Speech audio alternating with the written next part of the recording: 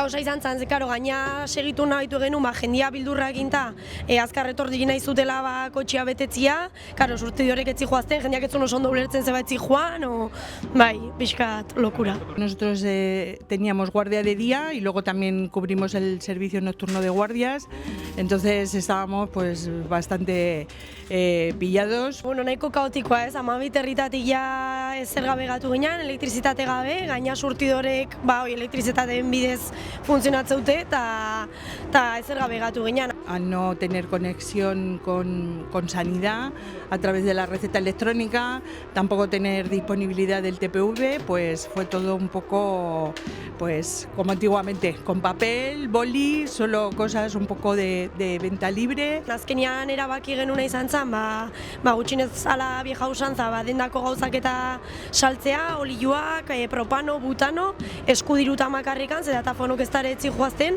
eta horrekin ingen aurrez, baina gaur goiz arte itxo emarri izan dugu, atzoko benta guztioi esartzeko, eta azkenean dena hain digitalizatua da honez, arazo handia izan zen.